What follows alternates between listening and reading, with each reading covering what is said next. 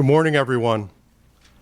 And thank you for taking the time out of your busy schedules in the middle of the week to join us today for this program celebrating the 60th anniversary of Mashav, Israel's International Development Cooperation Agency.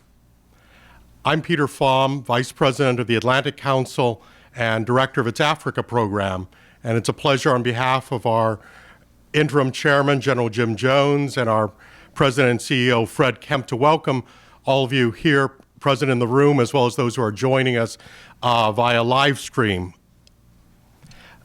One might ask why an Africa Center at a Washington think tank is hosting an event celebrating the anniversary of the State of Israel's Development Agency. What many of those who follow Africa don't realize is that Israel has been in Africa almost from the beginning. It was a major donor in Africa in the 50s and 60s as African countries became independent. Israeli ambassadors operated in 33 countries, and it was an important part of the country's foreign policy. I can't help but cite the words of the late then foreign minister and subsequently prime minister, Golda Meir, when she visited Africa in the 1950s. Did we go into Africa because we wanted votes at the United Nations? Yes, of course, that was one of our motives, and a perfectly honorable one, which I never at any time concealed either from myself or from the Africans. But it was far from being the most important motive, though it certainly wasn't trivial.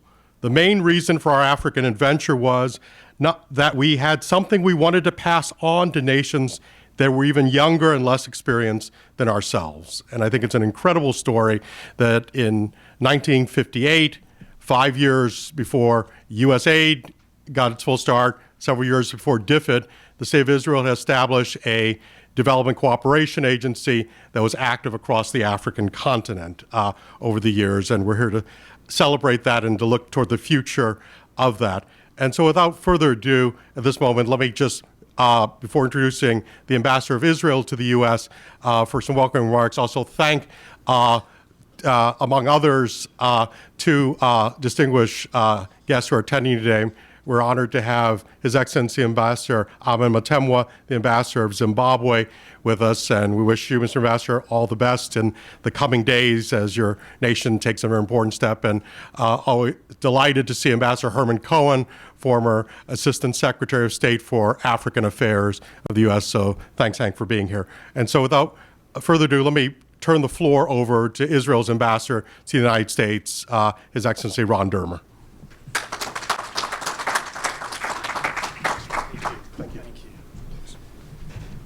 Thank you.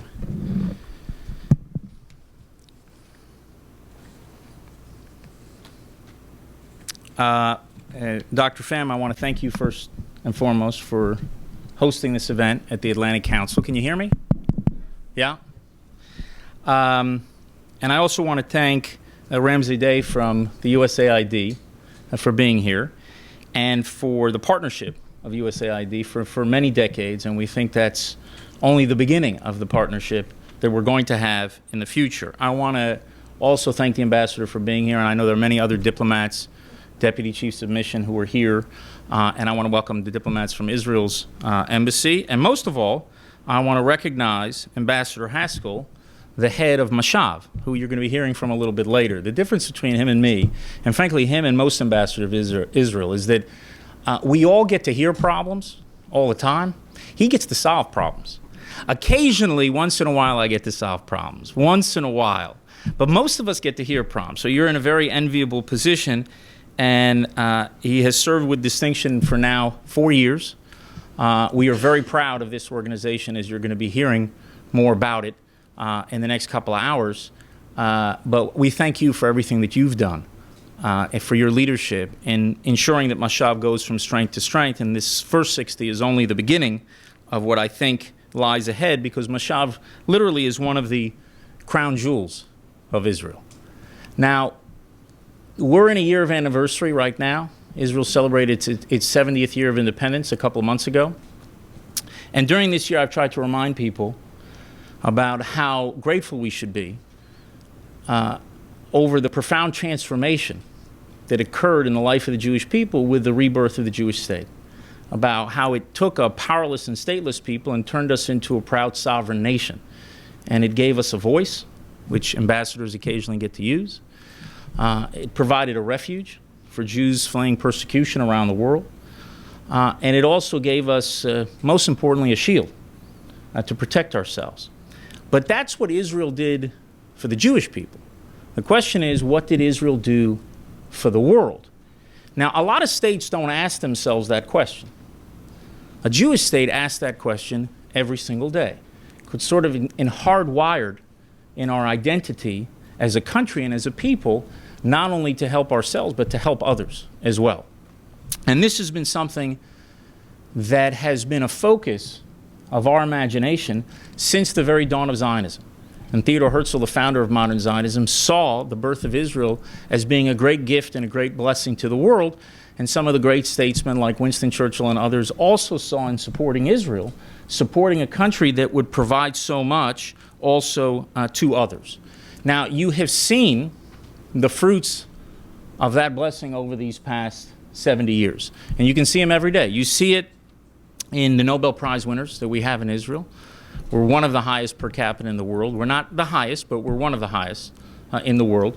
You see it in all the fields where Israel is a global leader, in science, in medicine, in agriculture and water, in cyber, in autonomous vehicles, and in so much else. You see it in the great innovations that come from Israel. Probably we'll be hearing about some of those innovations today, about drip irrigation, disc-on keys. We figured out how to put a voice over the internet, which has drastically reduced phone bills, I think, across the world. And remarkable medical discoveries, technology in Israel that a young Israeli company right now has developed that enables actually paraplegics to get up and walk for the first time. You also can see that in the remarkable companies that come out of Israel. Waze, some of you probably used it this morning on your way here. Mobileye, company just brought by Intel last year. Intel, I think, spent $50 billion, that's a lot of shekels, and gave them the keys, this Israeli company, to their autonomous vehicle industries around the world. And you also see it in the way that Israel is a lot of times the first on the scene after natural disasters, from Haiti to Nepal. And unfortunately, we're very good at dealing with disasters, but we've been able to help many others in their gravest moment of need around the world. And Israel is a remarkable success story in development. It may be the world's greatest success story in development, considering the challenges that we had to deal with while we were developing. But what is unique about Israel, I think, truly unique about it, is not only have we developed despite all those challenges, is the type of country we've become, the type of innovative country that we've become, where such a young country can actually help other countries develop. It is remarkable that a country celebrating its 70th anniversary celebrates the 60th anniversary of an institution, an organization like Mashav. Think about that. We were only a decade old as a nation. We're an old nation as a people, but as a country, we were a decade old when we were already going to Africa, as you say, and elsewhere, trying to teach others and help others do what we had done in Israel. And Mashav has been the government unit in Israel that has enabled these remarkable technologies that you hear about and that you read about, enable our government to go and contribute to other nations around the world developing their own countries. And it has been, you probably have, as I said, we are all envious of the ambassador who serves at Mashav, but the sense of satisfaction that you must have every day to go from country to country around the world and to help improve people's lives. They are celebrating, as you heard, 60 years. We have worked in 140 countries. We have trained 300,000 people over those years. And you can see, as I said, the benefits of this in those really dire moments of need across the world where they pick up the phone and they call you, and you probably have to sleep like a fireman with a bag next to you to make sure you're getting out there, to make sure you can deal with all of these natural disasters.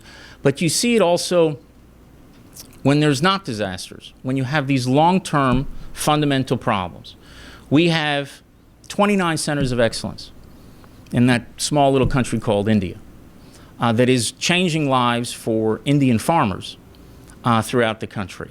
You have a dairy development farm in China. And the Prime Minister is actually, he brags about this all the time.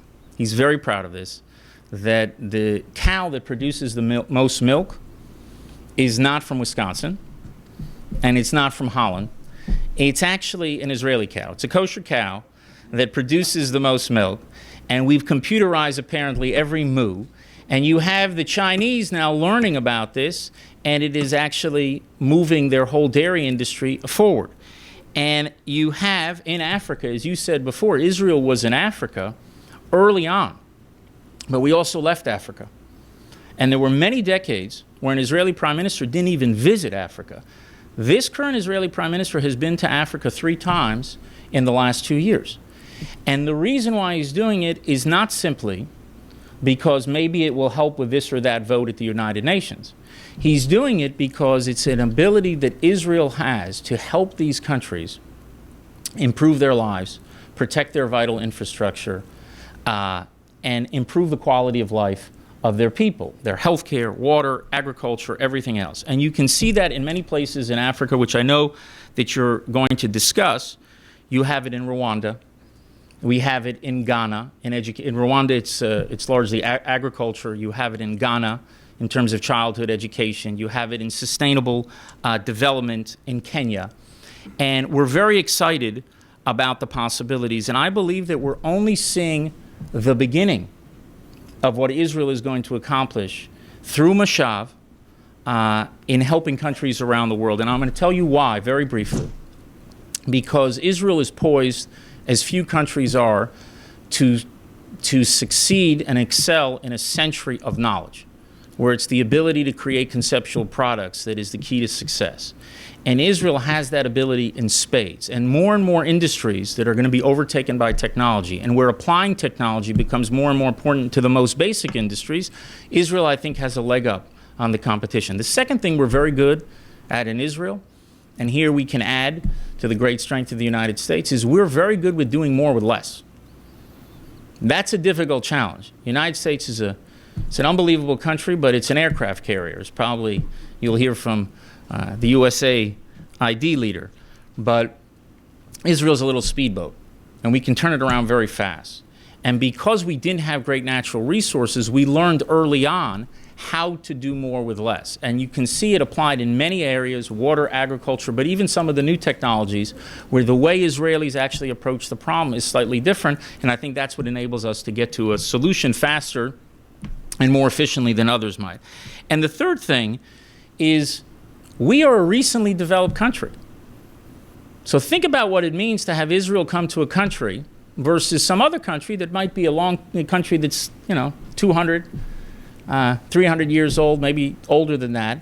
And people say, well, we can never aspire to be you because it would take us so long to get there. Well, with Israel, I think the message that it sends is a profound message of hope, that in such a short amount of time, a country that had just been born is already helping others develop, and you can do that too.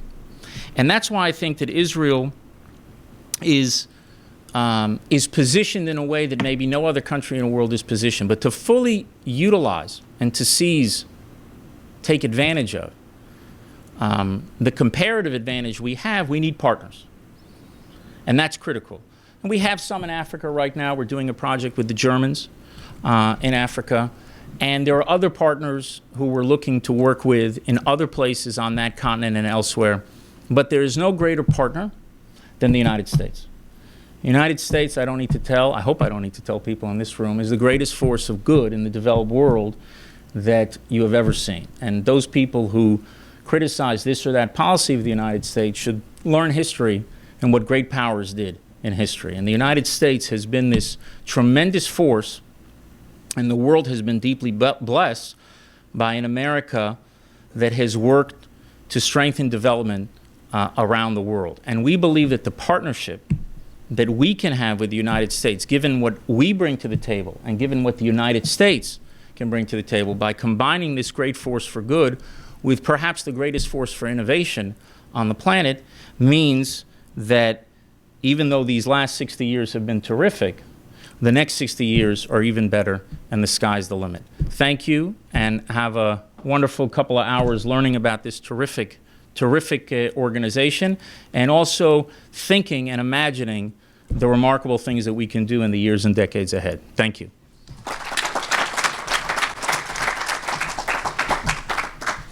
Thank you very much, Ambassador Dermer. And now it's my pleasure to introduce, although he really doesn't require an introduction here at the Atlantic Council, this is the third time we've been privileged to have my good friend, I'm proud to say, Gil Haskell with us. But Ambassador Gil Haskell is currently the Deputy Director General of the Ministry of Foreign Affairs of Israel and head of Mashav, Israel's Agency for International Development Cooperation. He served in a distinguished career over the course of 4 decades in Israel's diplomatic service, most recently as ambassador to Kenya with concurrent accreditation to Uganda, Tanzania, Malawi, the Seychelles, and permanent representative to the UN office in Nairobi, including the UN Environment Program and the UN Human Settlements Program. So without further ado, let me turn the floor over to Ambassador Gil Haskell.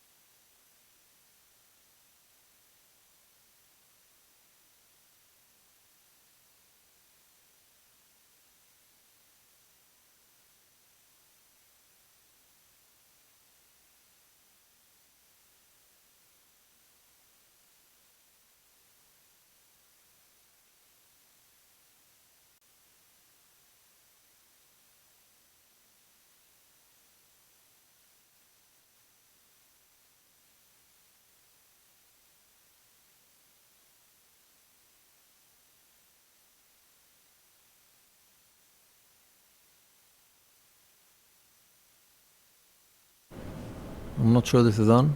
Is it on? Okay, good morning. First and foremost, I'd like to join the Ambassador of Israel and the Embassy of Israel and the Africa Center at the Atlantic Council in welcoming all of you this morning here. We realize that Washington is a very busy city, and all of you have very busy schedules, and you took time off of your busy schedules to come and to join us to discuss, to celebrate, to mark 60 years of Israeli international development cooperation. Before I say anything else, I think I have to thank Peter Pham, Dr. Peter Pham, from the bottom of my heart, on behalf of myself and the Ministry of Foreign Affairs of Israel and the Embassy of Israel, for hosting us here. Ever since we met 3.5 years ago, I know that you've been highly active in trying to promote Israeli international development cooperation here in DC in numerous events, and we don't take it for granted, and we appreciate that very much. So thanks again, especially for this August occasion, hosting us here. And also my good friend and colleague Yaron and his wonderful staff at the embassy for putting all this together. The idea came from Yaron. I think it's a wonderful idea to expose what Israel has been doing for the last 6 decades to different audiences, and especially this distinguished audience this morning here in Washington, D.C. I'm actually coming here from New York, from the UN. We had an event 2 days ago at the UN headquarters where we're exhibiting a 60th anniversary Mashav pictorial historical exhibition, which was received very well at the UN. As you know, not every Israeli initiative is received very well within the boundaries of UN headquarters in New York, but this one was received very well. And actually it was under the auspices of the Assistant Secretary General in charge of the South-South Cooperation Office of the UN, who made it a point to champion the Israeli success story as far as international development goes, because for him, in charge of South-South cooperation, amplifying the story of Israel is a very important story to tell to all developing countries in the world, that basically everything is doable. This is, I think, my 3rd or 4th visit to DC in my capacity as the head of Mashav, and there's always a very similar pattern. I land in New York.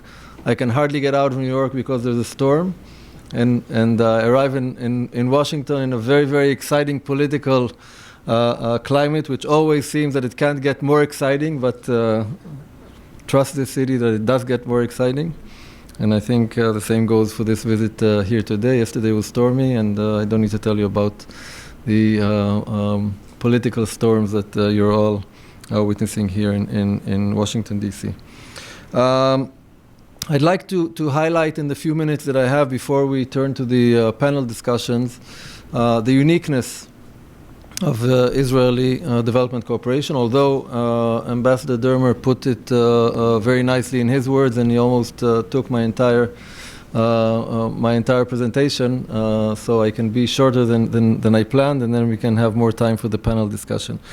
But one incredible thing to think about, as Ambassador said, is that when Israel was actually not even 10 years old, but 9 years old, at the end of 1957, Golda Meir, then foreign minister, decided to go on a tour to Africa. Now, please remember, we're talking about the 50s, no internet, no television, hardly any electronic communication. Very little was known about the grassroots situation in remote places in Africa. There was a general notion about African countries unchaining themselves from foreign colonial rulers, aspiring for independence, but very little was known about the community life. And Golda Meir went into the communities to see firsthand what were their challenges. And she, of course, witnessed a very grim reality of what was going on in Africa, and she came back with a very, very deep conviction that regardless of the state that the state of Israel was in 1957, and let me elaborate a little bit on the state of affairs in Israel in 1957, we were still a nation grappling with refugees, hundreds and thousands of Jewish refugees that came from post-war Europe, came from North Africa, came from Arab states in the Middle East. Some of these refugees came with nothing but the shirts on their backs. They had no family, they had no funds. And this was the composition of the Israeli society in the 50s. Economically, Israel was a developing country. The economic situation in Israel was in the state of austerity. There were food coupons that were rationed by the government. The common family didn't have any ability to buy eggs or milk or oil. There was this Jewish invention of egg powder, which I don't know what it really consists of, but not from eggs. And milk powder, of course. And in this situation, when the Israeli cabinet is, debating of how much to ration to each family, the second item on the agenda was, let's establish an international development agency, which I think is quite incredible when you think of it. And why was this on the agenda of the Israeli cabinet at the time? Because when you look at the modern history of the last, let's say, 100, 150 years, Israel is the only example of a country that was basically established from scratch.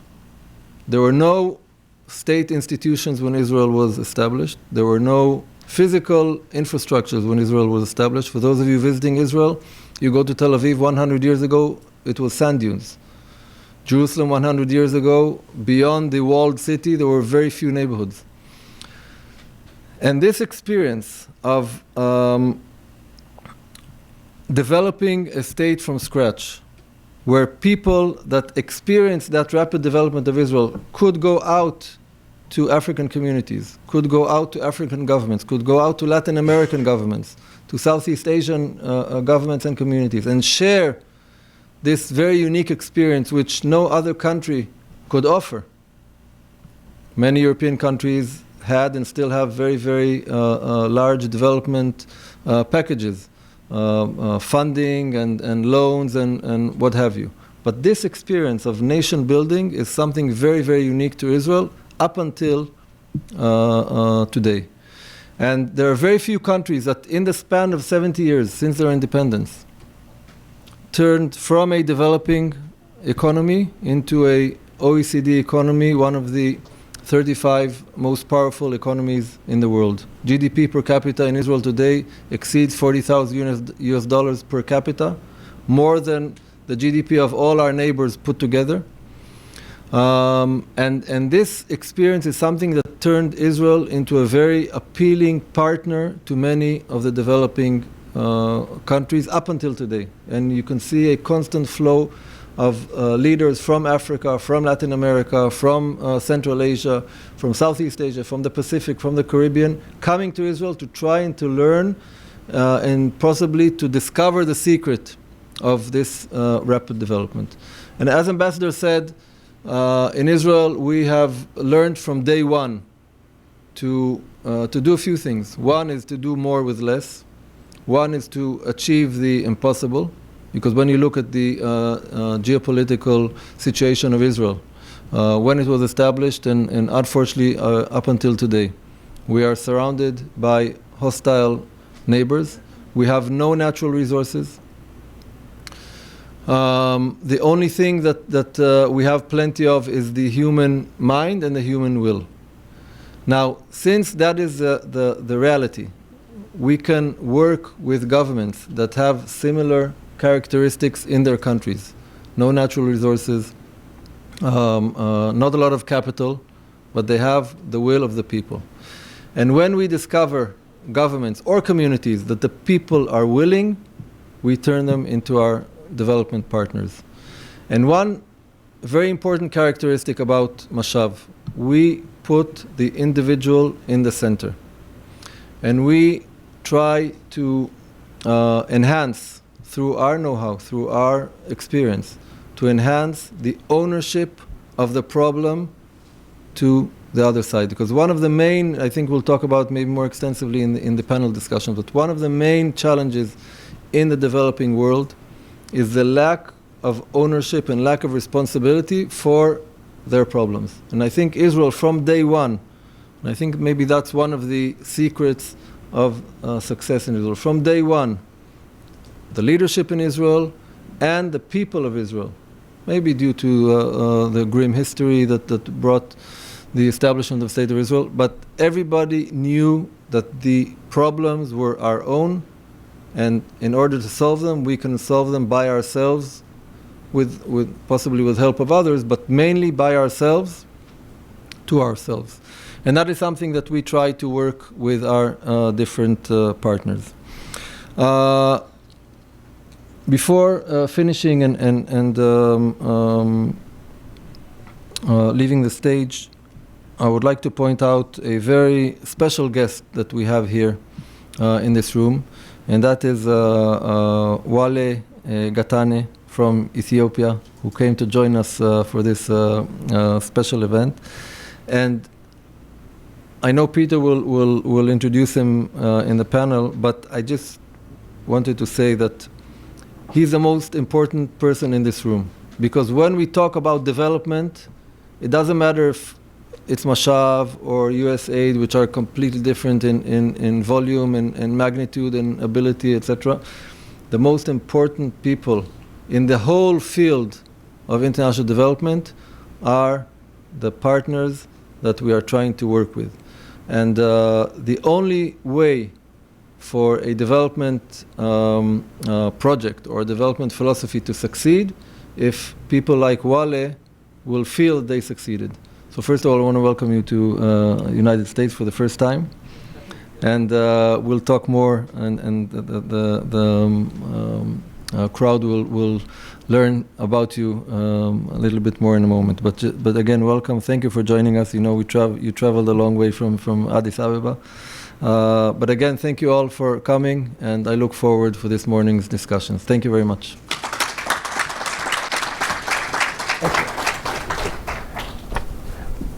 Now it's my pleasure to welcome to the stage my friend Ramsey Day, who currently serves as Deputy Assistant Administrator for the Africa Bureau at the U.S. Agency for International Development, USAID.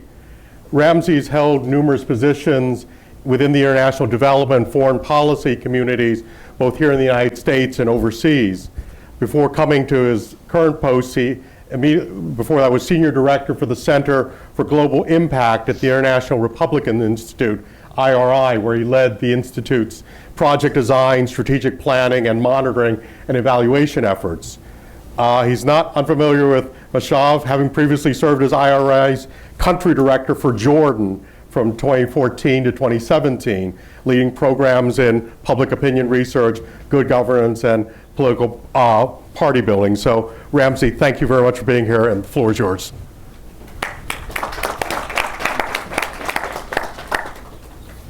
Thank you. Thank you. Good morning. I feel like I'm on the hook to make some analogies to aircraft carriers, so I'll do my best. But good morning, everyone. And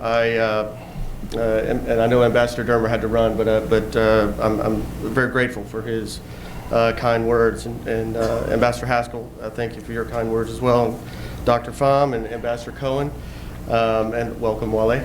I didn't know it was your first visit here to the U.S., so a special welcome to you.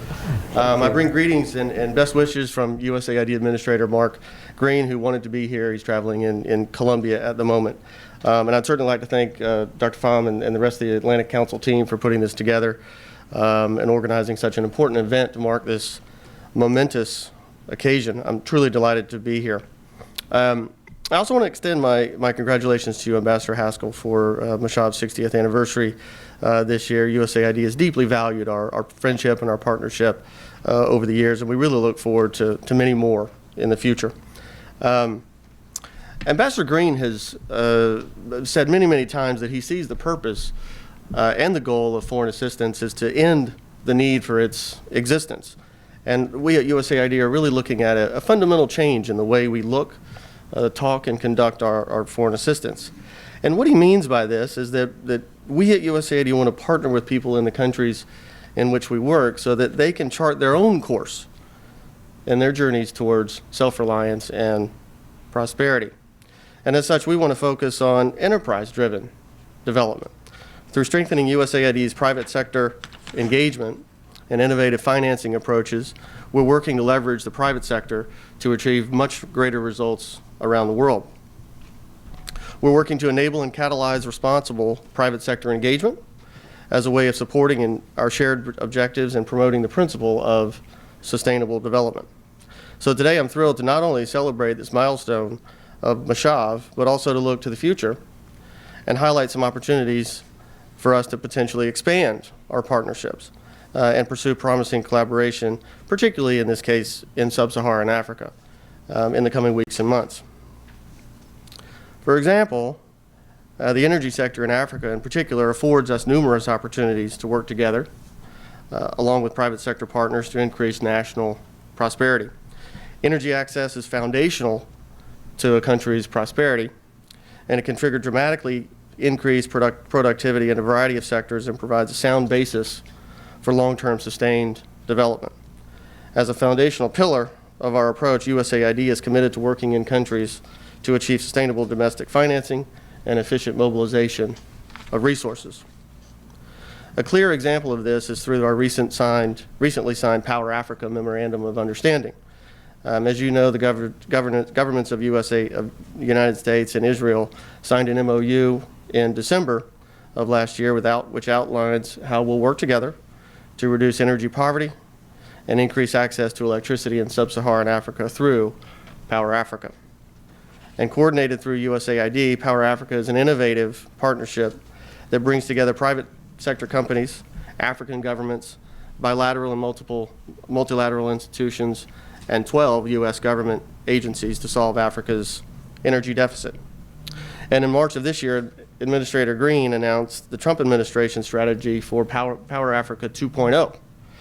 This strategy will ensure that Power Africa can continue to bring innovative ideas and enterprise-driven approaches to bear to help Africa's power needs, but more importantly, to help expand Africa's power opportunities. Utilizing the already strong collaboration between the U.S. and Israeli companies, we're harnessing our collective world-class energy, technology, and expertise to deliver power quickly to those on the African continent. This partnership is leveraging cutting-edge technical expertise from the U.S. and Israel and strengthening economic ties and cooperation not just between the U.S. and Israel, but also amongst African nations. Power Africa is pleased to partner with the Eilat Ilot Renewable Energy Initiative at the upcoming Eilat Ilot International Renewable Energy Conference in December, which will bring together experts from Israel, Africa, and the United States to discuss bringing innovation to off-grid communities throughout the African continent. And as the U.S. Ambassador to Israel, David Freeman, said at the MOU signing, this partnership will leverage cutting-edge technical expertise from the U.S. and Israel, thanks to our innovative private companies who are motivated to work with our governments to accelerate Africa's development, particularly in the energy sector. So Power Africa is implementing the Electrify Africa Act of 2015, has helped 96 projects comprising over 7,800 megawatts reach financial close, and almost 2,400 megawatts are operational already. This translates into the addition of over 11 million connections, which means more than 50 million people have access to electricity who did not have access prior to Power Africa's launch. And Power Africa is currently tracking over 800 projects that have the potential to add more than 75,000 megawatts of power if we can help them get across the finish line. In addition, we're in the process of developing a global USAID Mashav MOU. This MOU will include a key focus on private sector engagement in mutual priorities areas in Africa. For example, while it's still in the early stages of our discussion, we hope that there will be interest by Israeli water technology companies to work together with us to expand water access across sub-Saharan Africa. We know these companies have created highly innovative solutions for Israel that may be applicable in Africa. And as you may know, currently more than 300 million Africans don't have access to clean water. Between 2008 and 2016, USAID helped provide more than 12 million people in Africa across the continent access to improved water supply. And when we seize the opportunity to join together and pursue promising new and innovative approaches to the development challenges of our time, such as energy and water access in sub-Saharan Africa, the results can not only be remarkable, but also transformative. And as we hear from other speakers today, let's do keep in mind how private and public companies and partners build on each other's strengths, leverage one another's unique capabilities, and find new ways to collaborate on challenges that any one country, company, or donor can't take on alone.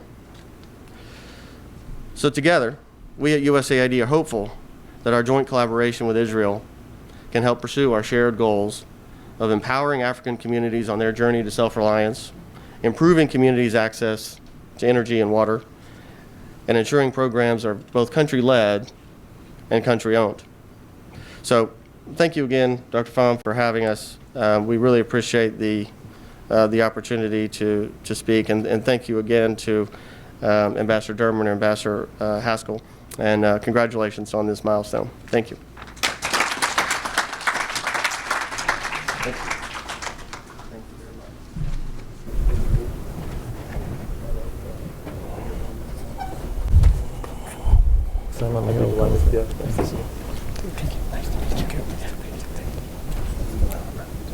Invite Pastor Haskell and Swale to join me on the stage for our first discussion. Okay.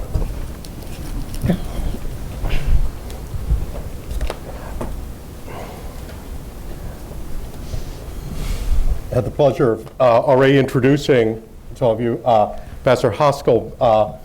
Now it's a pleasure to welcome, the third person to welcome you here, Mr. Wally Gatanya Beze, who's the Deputy Project Coordinator and Chief Horticulturalist for the Trilateral USAID Mashav Ethiopian Joint Cooperation Project in smallholder horticulture. He's been working in this field for over a decade, including time working with foreign government donor partners as well as with the Ethiopian Ministry of Agriculture. So welcome you here, and delighted to have you with us, and hope to hear more about this trilateral project. Like first invite Ambassador Haskell, you to maybe any initial remarks, and we'll follow through with some questions and then open up to the floor for discussion. Well, I'll be brief because I want to allow Wale traveled extensively to share with us his so can you hear me back there? Yeah. Okay. So when we talk about specifically the project in Ethiopia, which I'm sure that we'll indulge into, we're talking about a triangular cooperation between Israel, US, and Ethiopia. And we're also talking about a very special project which in turn will have to be handed over to the Ethiopian government to manage. And I think one of the main challenges in the development world in general, and in this partnership specifically, is how do you transfer the project to the client in a manner that it will not lose its qualitative traits to it. And this is something that I'll be very happy to elaborate more about, and it's something we're engaging now together with our friends in USAID in Ethiopia and the Ethiopian government, and that is probably the I'd say most climatic challenge that we have. Thank you very much. And Mr. Wally, the floor is yours to tell us about this exciting trilateral project. Okay, thank you. Good morning, all. I'm happy to you invite me and speak about our project, or this trilateral project activity in Ethiopia. Actually, it's a different type of activity between the USAID, Mashav, and Ethiopian government for the last 10 years. This project is actually an initiative just before 10 years. It's almost now its last phase. When it started this project, they were focused to introduce technology from Israel.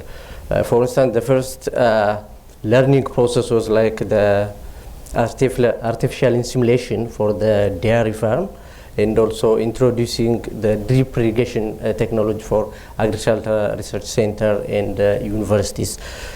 And then for the second phase, this project was started actually by demonstrating modern technology still from Israel, and we established in 6 modern nursery sites in the country.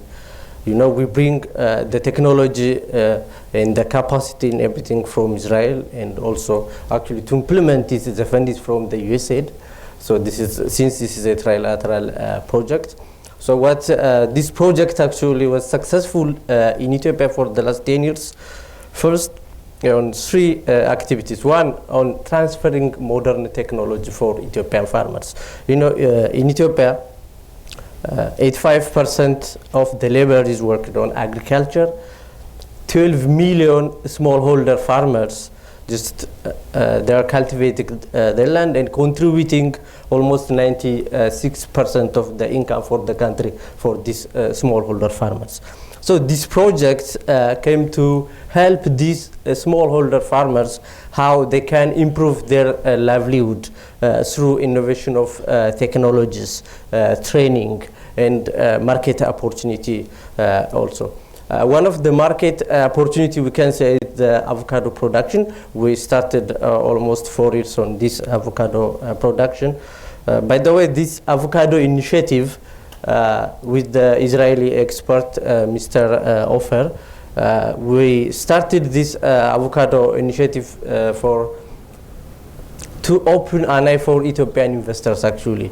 Most of the Ethiopian investors, they focus on cereal crops. In Ethiopia actually, most of the cultivated land, if you already visit Ethiopia, is covered by wheat, teff, and some other crops. This project, it opens especially how to cultivate fruit trees in Ethiopia. So after this project is introducing how to graft, how to plant fruit trees, so more than 10 investors was involved on this activity, especially on the avocado production. For the last 3 consecutive years, we export avocado to Germany, France, and I think Belgium. And the feedback was very, very, very interesting. The problem, we don't have more fruit and we can export weekly or annually because of the smallholder farmers.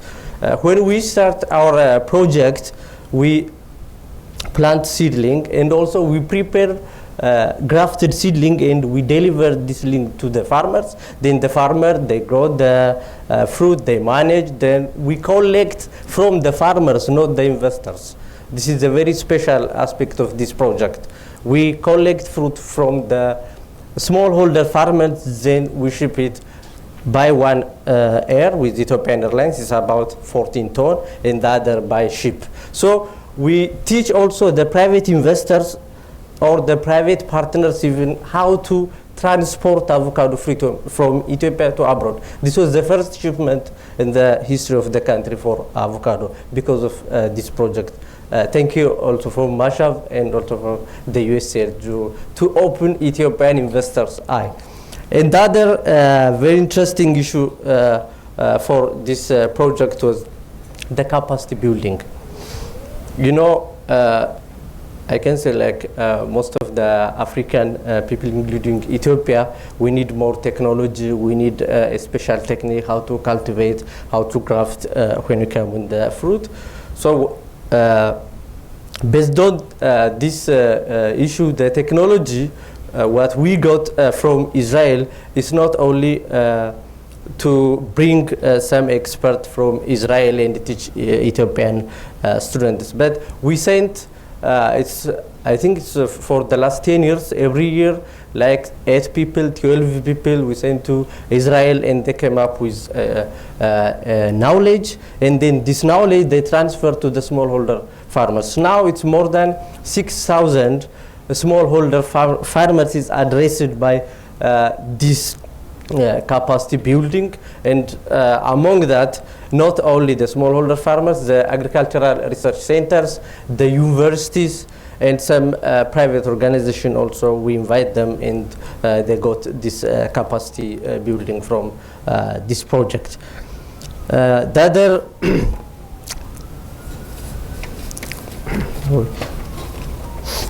other thing for this project was the unique one. When we export our avocado, we sent a sample. By the way, we made also the box only in Ethiopia. The project, we tried how to make avocado box. Even we don't have any experience before in Ethiopia, except for some strawberry and other. When we prepared this avocado for export, we sent 2 samples for the Prime Minister, and he saw with some private logo, and we wrote with Mashav, USAID, and the Minister of Agriculture logo, and he was very surprised and called to our minister, congratulations, just to open just the Ethiopian investors, and it was very successful. By during the previous Prime Minister, now it's we have another young orator, and this actually brings, I can say, it's like opening eye how to think from cereal to horticulture. This project for the last 10 years. Every universities, every research centers, they sent their students to teach how to graft, how to manage trees, like top working and other for on this modern nursery established by this project. So this is like a corner store for transferring technology, especially on drip irrigation, on fruit production, I can say. And not only less important, the capacity building. Actually, this is how to change the mind set of the policy makers to focus on some horticulture crops. This is also very important because of the project. By the way, if you refer every books or every teaching material in Ethiopia, especially the nursery site is cited from the project. The photo, the material, and everything is from this project. So it's a lot actually what the project did in Ethiopia. Not only actually on fruit production, especially since according to the USAID the Future program, there's women's empowerment program also on the this project. Just we create like a job to collect or to organize about 16 women. So we trained them. We give them like a consecutive 1 week training. So we establish a nursery for them. So they prepare their own seedlings. So they sell. So it's interesting, though it's a model for other projects. I think the World Bank, we have also another project called Agricultural Growth Project. They already copied this kind of experience from this project, how to help women, especially in Ethiopia. So I can say almost like 50% of the women, they are illiterate. They spend their time in home carrying their baby, just gathering their cows. So this is another very important aspect of the project concerning on this cross-cutting issue. The other very important issue of the project is introducing the solar power-based drip irrigation. This is a new kind for the country. The project had brought an initiative and eco-friendly solar power-based drip irrigation, which is unique and the first to our country. What we did with our project coordinator, we brought the solar panel and the drip irrigation. Then we organized farmers who are willing to plant avocado. Then we support them how to make a drip irrigation with solar power. Drip irrigation. Then after we introduce in 4 states or in 4 regions, so like the universities, still the research centers, they want to copy and transfer this technology. This is the first its kind in the country. And even every people asking, how do you do it? When you bring it, so can you buy it? Now even the government officials or the university lecturers, they don't know what it means, the technology. So thanks for this project actually to introducing new technology for Africa, especially for Ethiopia. Yes. Water, anybody knows about Israel, about the use of water, how they are genius to use the drip irrigation and everything. So to transfer this technology to the Ethiopian smallholder farmers is very attractive and interesting, and still we're wishing to have the best on the market. Okay. You done? Yeah. Can I add? Yeah, I'd like to add a word. First of all, as I told you, Wale is the most important person in this room, and when I hear him, and every time that I hear him, I'm very encouraged that we have someone to hand over the project to, and that's very encouraging. I think Wale mentioned it. I'm not sure he put enough emphasis and focus on it, but the fact that from this project, which is a relatively young project, we already saw fruit, literally fruit, that is being exported from Ethiopia for the very first time into the European markets. That is the, I would say, the most successful objective of any development project, because annually close to $200 billion are invested in international development from donor countries.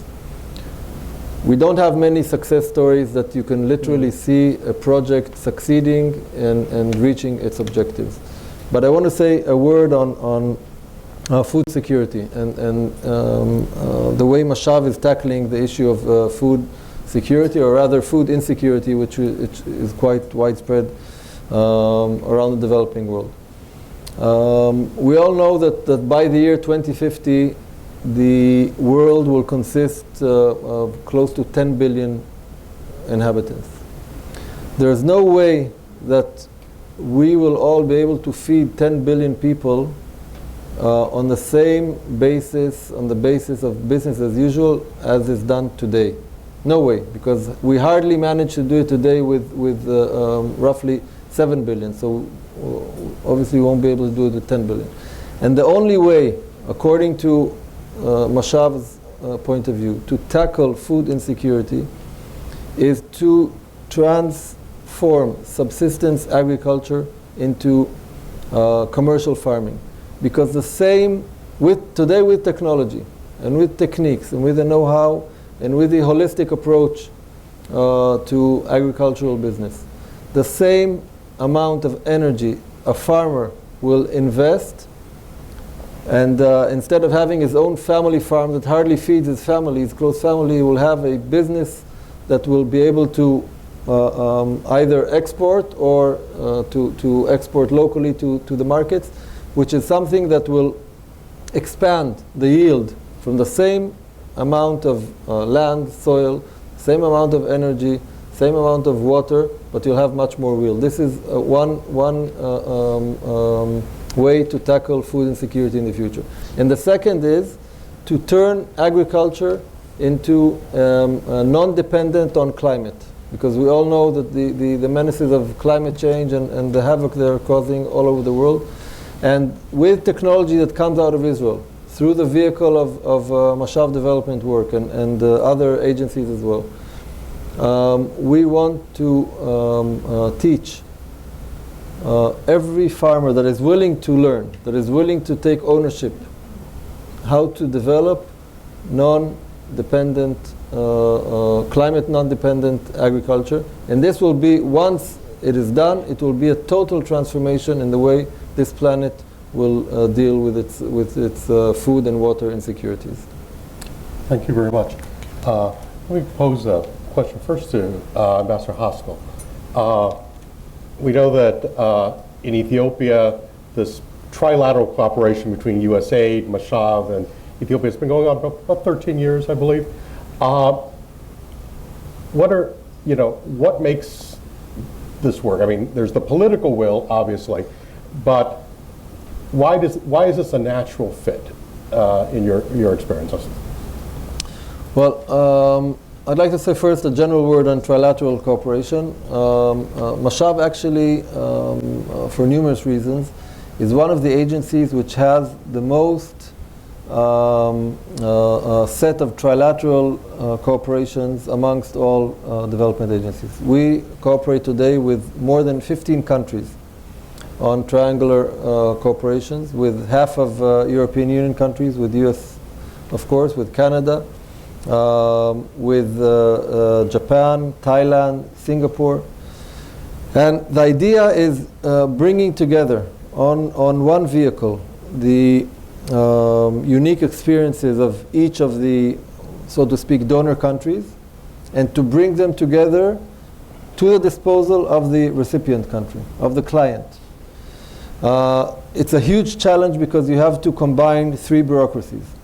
The Israeli bureaucracy, in this case the American bureaucracy, which are both not very easy to digest bureaucracies, and the Ethiopian bureaucracy, which again is not the, sorry to say, the easiest one to tackle. And once you need to combine three bureaucracies in the way of financing, in the way of employing manpower like Wale, bringing back reports to both governments or all three governments, and for all three governments to be happy with the report and to allow this project to continue. It's not an easy task, and we do it with many countries as well. And but the amazing thing about it is, unlike the bilateral work where Israelis come and work with Ethiopians, which is fine, here you have again a combination, as Ambassador said, of, in this the American U.S. Ethiopian case, it's an aircraft carrier, a speedboat, and I'd say avocado consuming community, and I think when both bring their special traits, just to give an example, Israel, masters in dryland agriculture, in resourceless agriculture. U.S. comes from a completely different background of huge agricultural projects with very, very sophisticated business models. We put them both together, we reshape them to fit the Ethiopian environment, and I think it's a triple win for all. Okay. Well, if I can turn to you, Ambassador laid out, why this works and some of the reasons for trial, but you've got to implement it, you've got to carry it out. What's the experience been like working with, if you will, not just one bureaucracy, but two or three bureaucracies? Okay, thank you. Working with different organizations or different foreign bureaus, for us, it's a way of thinking. We will learn just how to tackle a problem in different way. Just the way that we fed the problem and the way the other organization solve this problem is different. So we learn a lot of experiences from the organization. Actually, the bureaucracy in Ethiopia is, I hope, is much more than the other, but in Africa sometimes it will be much worse. So it's depending on the way actually you can tackle the problem and relate with the government offices. No. That's probably the most positive spin on working with bureaucracy, and your partners will appreciate. Let me turn back to, for opening up, turn back to Ambassador Haskell. You're a diplomat, and although we've been talking today primarily about partnership, about capacity building, knowledge transfer, let's be frank, Mashav is nested within Israel's foreign policy, just as USAID is or should be nested within American foreign policy objectives. How do you see Mashav's role in Israel's broader foreign policy? Well, Mashav, since it's almost as old as Israeli diplomacy in general, is a part and parcel of Israeli diplomacy. Israel diplomacy is very, very different from American diplomacy in scale. We have, of course, fewer embassies all across the world. We have very small embassies, unlike United States embassies. And this tool of development cooperation, in many cases, I'd say even most cases, definitely with developing countries, is the backbone of our relations. Because, again, Israeli economic activity is limited, being a small country with a contained number of businesses working abroad, definitely in challenging markets like the developing world. So sometimes you don't have real economic activity with countries. There's very limited I'd say, political day-to-day will and deal with many of these countries. And you are left with a joint development agenda, which without it, Israel will probably be absent from many of those countries, definitely small countries in Africa, in Pacific Island states, Caribbean states, etc. And every Israeli diplomatic in his box of tools, he has the Mashav portfolio of sitting with the heads of state of the different countries, trying to understand their challenges and attempting to offer solutions to their challenges through Mashav. So I would say that Israel diplomacy without Mashav is a completely different ballgame, completely different set of rules. Thank you. One last question for turning to the audience. You've given us a lot to think about the impact. You've talked about the impact on smallholders, empowering women, developing an export market, and then indirect impacts, the people who make the boxes, et cetera. So you've got an impactful project. You're here with Ambassador Haskell from Mashav. There are people in the room from USAID and the U.S. government. If you had your wish list, what's the next step? What that you would see to take what you've done, what has been successful, to the next level? Okay, the project now is like on takeoff stage, actually, because most of the farmers now were addressing not only the farmers but the private stakeholders or the private investors. They are thinking on horticulture, so now it's on takeoff stage. So if it's like to teach the universities, the investors more the next like 2 or 3 years, so the country will get a lot of benefit through this technology and cooperation, whatever. Do you have a specific project in mind, or just an expansion of the scale of the current? Yeah, thank you. Currently, this project is working like in 4 states or 4 regions.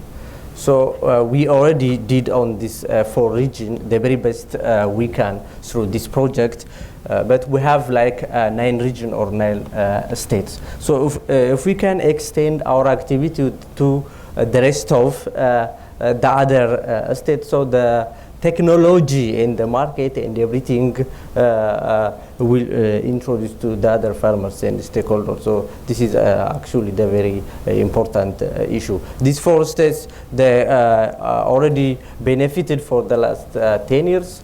Meanwhile, they will go parallel with the next other states, so they can copy or develop the technology just to continue, especially this avocado production.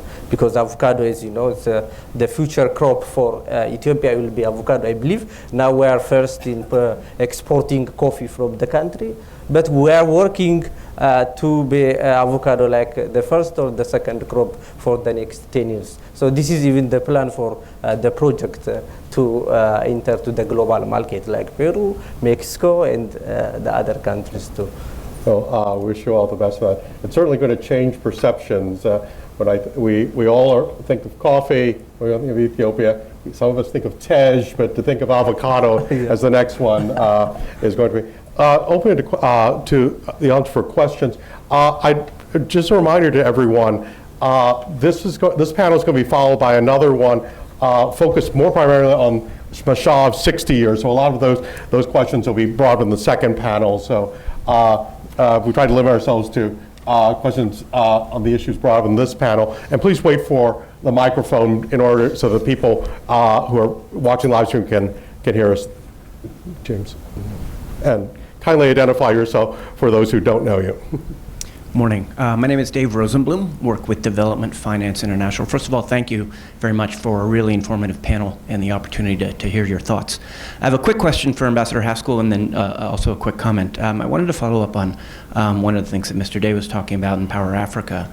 I'd love to get your thoughts on some of the priority solutions or technologies that Israel would like to promote within Africa, particularly in renewable energy and energy efficiency.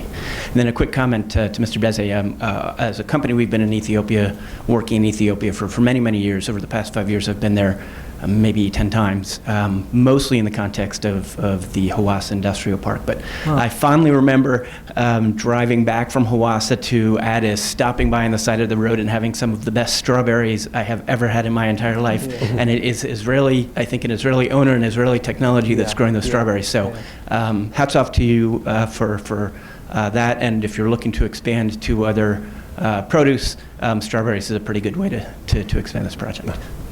Thank you. Sure.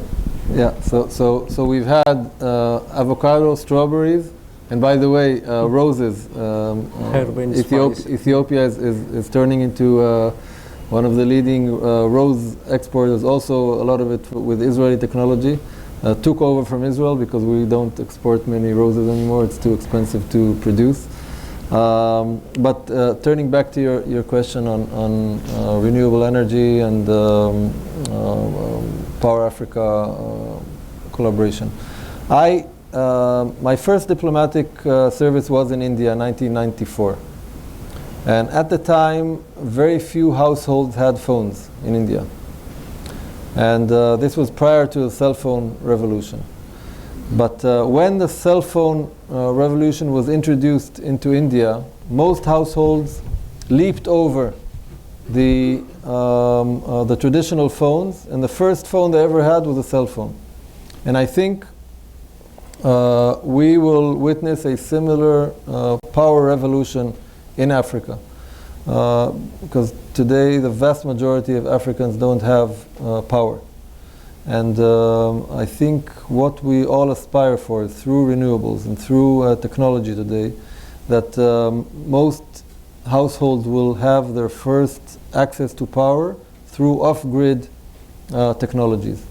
Now, this combination of, again, the US ability for large-scale projects and Israeli technology, which part of it is rather affordable technology, applicable technology. And when we combine both, I think we can access many, many more, in this case Africans, but not only Africans, residents in other developing countries, to access very, very smart solutions in order to achieve power. Thank you. Ambassador Cohen in the back.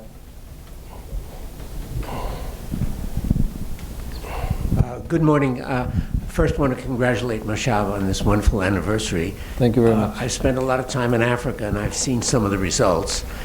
More important than the projects was the individuals who have training.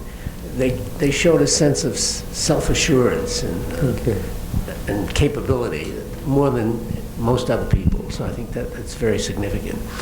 I have an anecdote about Golda Meir. I was a very junior diplomat in Uganda in April 1962. She came for an official visit. They gave her a reception, so she was very social. She wanted to meet everybody. So she comes to me and says, "What do you do?" And I explained it. She says, "We want you in Israel." Okay, no, my question is about land tenure. I had a running argument with former Prime Minister, the late Meles Zenawi, about land tenure. Ethiopians are not allowed to own land. And I said, you'll never be able to move from smallholder agriculture to commercial unless you allow land tenure. What is Mashav advising about land? You know, Ambassador, I think you know probably better than anyone else in this room that one of the major challenges of successful development is the combination of changing national government policies into much more development-friendly policies like land policies, not only in Ethiopia, but many countries in the developing world. And the capacity, abilities of the individuals. And I think only when you will have both complementing each other, then you will see countries excelling. And I think that is the difference between countries that excel as a result of development and countries that lag behind. And you know, again, Israel is a small donor country. There's a limit to the weight that we carry in our policy advice to African leaders. But when we sit and we try to expand our development dialogue with as many countries as possible, we hear their challenges, we offer our opinions on the solutions. Some accept it, some don't, but something that we cannot and we don't like doing because of our size, because of the way Mashav was built, is we don't impose our opinions on our partners. We might suggest, but we don't impose. And I don't want to put Mr. Wally on the spot, but so I'll just make the observation that we've seen in the last few months change that many of us had not thought would come in for a long time, moving very rapidly. So who knows what the coming months will bring in your great country. Turning over to try and get a few more questions. In the far back there, right there. Thank you. Henry Hetker, retired government. 10 years ago, I learned of the plan to put a canal through to the Dead Sea from an Israeli diplomat. And more recently, a similar person indicated that despite years passing, they know of this plan on paper, but nothing gets done. There'd be so many benefits from it. The Dead Sea would be much enlarged substantially. It has extreme depth, 1,300 feet below sea level. And there's concern on the earth that the rising seas will engulf airports, cities on the coast, a lot of worry. And this might help. There's other areas also, like the Qatar Depression. But the Dead Sea is within your area. And a simpler way of handling this would be to put a pipe through from the water to the south and drill right straight through and let the water flow by pipe into the Dead Sea, as opposed to trying to construct a canal, which is a much more serious and enlarged, situation. Is there any thoughts on this? Is there any hope that something like this can get done? There's aquatics, bird life, the plan to take the Dead Sea water and turn it into fresh water and use it for agriculture. Solar power can now assist in all that. Okay. Any thoughts? One thing I'm very fortunate of is not dealing with Israeli internal. Anything from Israel and beyond is under my jurisdiction. Anything Israel and inside, there are plenty of other government institutions. I'll just tell you that what is on the cards at the moment is the Red Dead Canal between the Red Sea and the Dead Sea. This will be a joint Israeli-Jordanian project.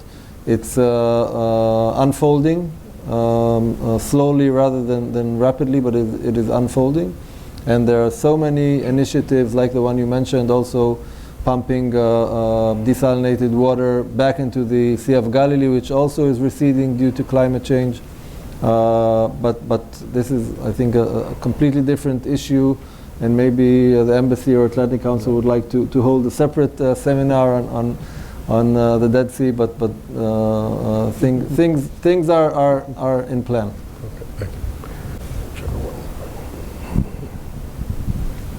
My name is Charles Dahan. I'm originally from Morocco. You talked about the 2050 deadline. That's actually a recurring information from the Atlantic Dialogues in Marrakesh. We had a company called 6 Points that has developed how to get better yield on every farm. We worked in Malawi and mostly in French-speaking African country. And I know that you've been involved also in Morocco. It's become really a race against the clock right now in Africa, because Africa is basically the one continent that is supposed to bring most of the food beside Brazil and the US. Just a statement, knowing that what you've done in Morocco. Thank you. Just to mention, I think in the next panel we'll speak about some of the Mashav activity in North Africa and Middle East, but the project you're talking about is not a Mashav project. I mean, it's more of a private sector, but I think we'll talk about it later. Yeah. Okay. Okay. With that, let me draw this particular panel to conclusion, and then please join me in thanking especially Wale and Ambassador Haskell. And Ambassador Haskell will moderate the next panel, so you can stay here. Thank you. Thank you. Thank you. Sienna, can you hold that? Thank you. Thank you. I'll stay here.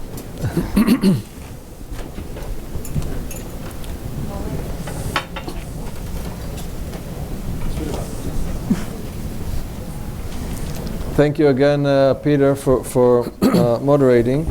So in this second panel, we'd like to indulge into Mashav a little bit more. After all, it is the 60th anniversary that we have convened for. And before starting, I would like to introduce or allow our panelists to introduce themselves. So maybe we'll go ladies first. My colleague, Shuli Corzon van Gelder, Director of Planning, Evaluation and Partnerships Department in Mashav. And I'll ask Shuli to say a few words about herself and her overall connections to development in general and Israeli development and Mashav in particular. Hello, good morning. I'm the last 22 years I'm working in Mashav in the Middle Eastern programs and evaluation. And recently, almost a year, I'm doing the planning, evaluation and partnerships in Mashav. My experience is in development since I finished my graduation, my MA.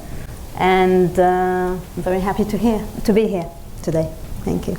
Thank you, Shuli. And also an old-time friend. We last met in Tokyo. This was quite some years ago. Dermer Yashin, CEO and Executive Vice President of Bnei B'rith. So please introduce yourself and your organization, and tell us your unique relations with international development in general and with Mashav. Well, Bnei B'rith is an organization that's observing its 175th anniversary this year. It's the oldest Jewish organization in the United States. By Jewish history... I never felt younger. Yeah. Jewish history, just a blip on the screen, but in terms of American Jewish history, it is the oldest. We were founded in New York City. We became an international organization in the last quarter of the 19th century.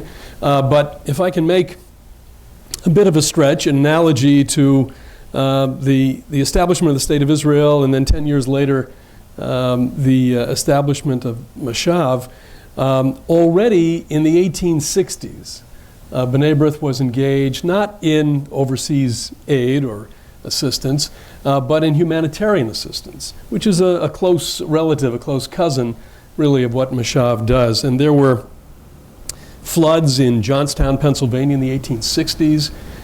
There were outbreaks of yellow fever in New Orleans and in Memphis in the 1870s. And already as a membership organization, a volunteer organization, we already were beginning to send assistance to the victims of those natural disasters.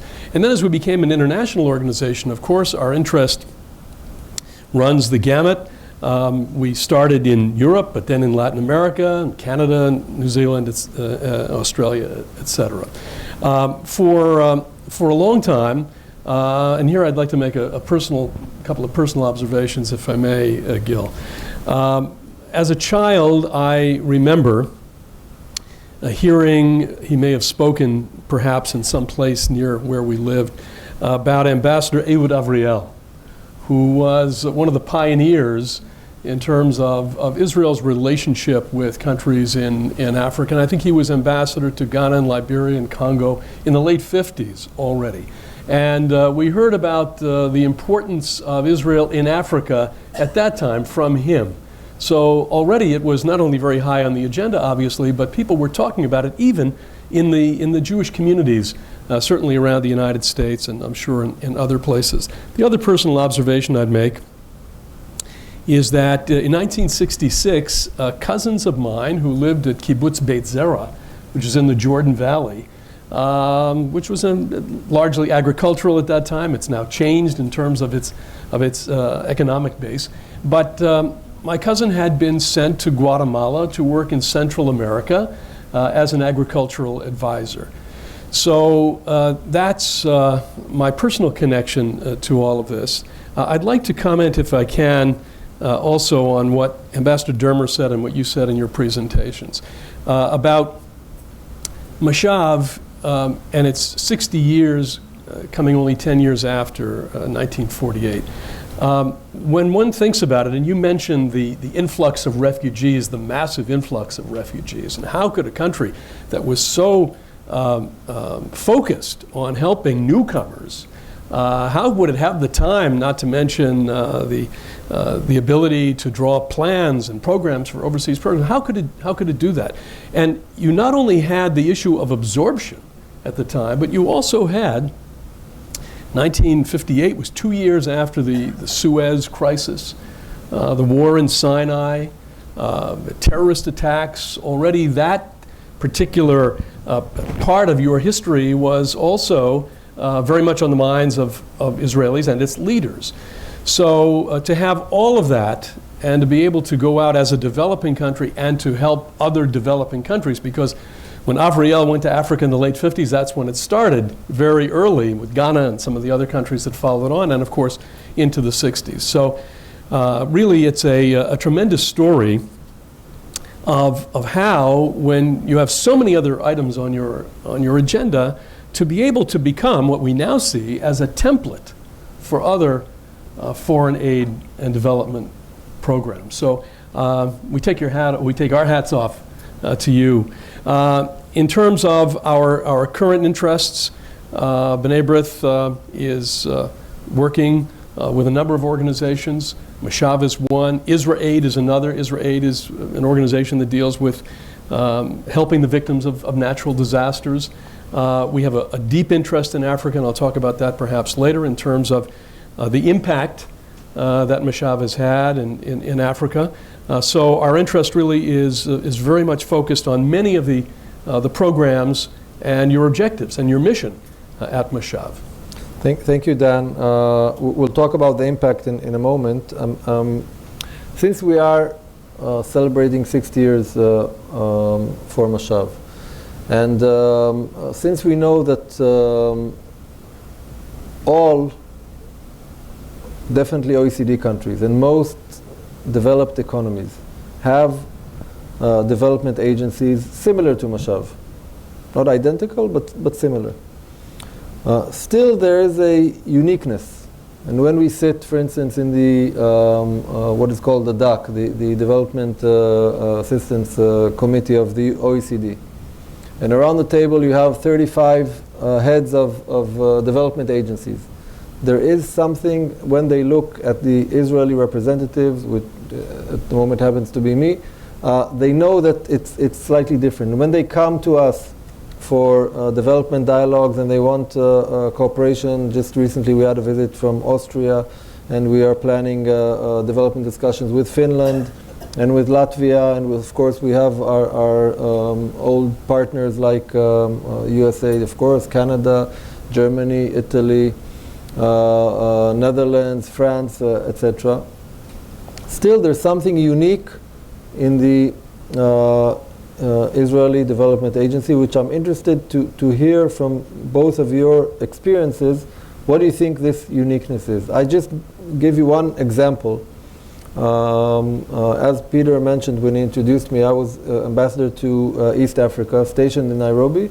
also accredited to Uganda. And when I presented my credentials to the president of Uganda, President Museveni, he told me, you know, I highly appreciate Mashav, because when the Europeans come to us for development consultations or development activity, they come with their suits. And when the Israeli comes, they come with their boots. So this is some distinction that I think that I know, at least on the ground in Africa, for instance, there's sort of affiliation, because we make it a point to come and to work with the farmers. We come to work with the agronomists, not only to tutor them, not only to fund them, but to work with them. But I was wondering, and I'd like to start with you, Dan, from your perspective, which is not, unlike Shuli, it's not a perspective from the inside, but maybe more from the outside. What would you, how would you sense the very, very unique characteristic of the Israeli development program? Well, I think you've really said it. I think look, there is no time to be lost. I think that's the key.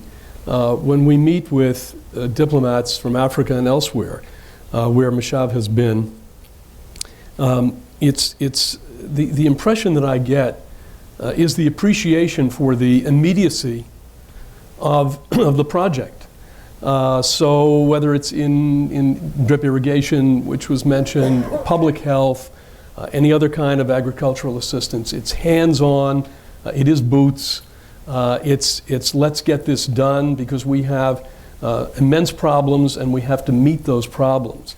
So I think you can see the beginning, the middle, and the end, or hopefully you see the end of the project on first glimpse. And I think that has to make a tremendous impression on all of the countries with which you're working. Thank you, Dan. Shuli, you've been involved with Mashav and with Israeli development work for almost two decades.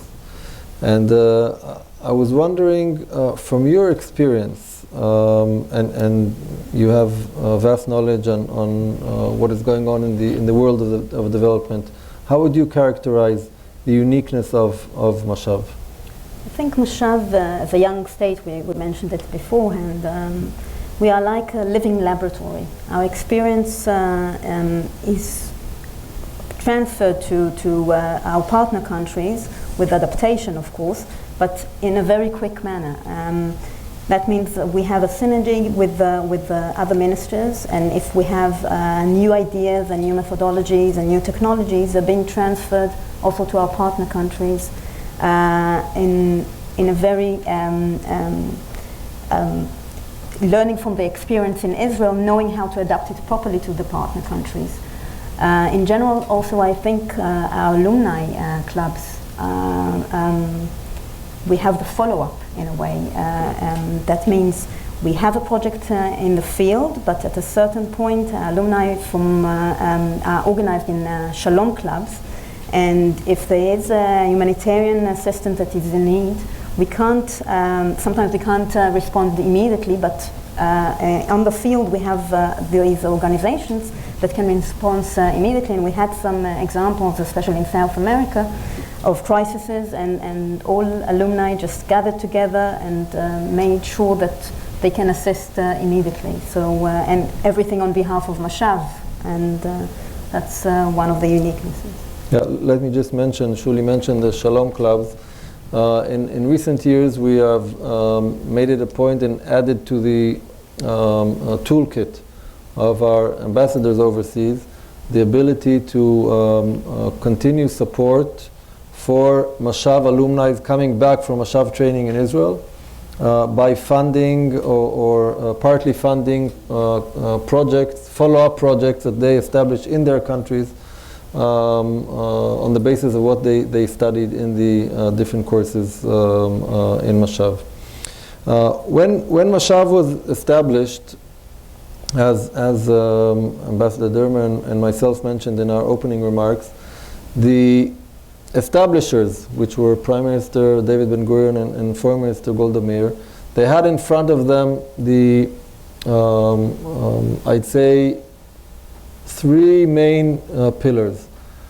One is comes from the Jewish philosophical tradition of tikkun olam, healing the world. I don't know if Dan, if you want to say a word about that. So one, it comes from there, that Jewish conviction that we have to be a part of healing of the world. The other was realpolitik, a young country trying to outreach and build bridges to countries or up-and-coming new countries that in turn will have good diplomatic relations with Israel. And I think the third one is that maybe by establishing a development agency, we will make sure that we are on the developer's side and not on the receiving side. And maybe that was sort of a wishful thinking that attributed to their decision. And but they are not the ones who initiated the idea of Israeli or Jewish international development assistance and cooperation. And I would like to quote Theodor Herzl, the father of modern Zionism and probably the arch dreamer of the Jewish homeland. He wrote in 1902 in his very famous legendary book Alt Neuland, Old New Land, where he envisioned the establishment of a state of Israel. And he wrote, "I'm not ashamed to say, though I may expose myself to ridicule in saying so, that once I have witnessed the redemption of the Jews, my people, I wish also to assist in the redemption of the Africans." It's not very clear, but maybe Dan can shed some more light on that. It's not very clear where that clause came from. Because again, Africa was very different in 1902 than it is today. I don't think many Western philosophers, definitely not politicians or leaders, were very much involved in the idea of redemption of Africa. But still, you have a Jewish Zionist leader coming out with this statement. And 60 years later, 1961, and I'd like to quote David Ben-Gurion, after Mashav was established, and he came out with a statement that might sound a little bit presumptuous, but still I think this was very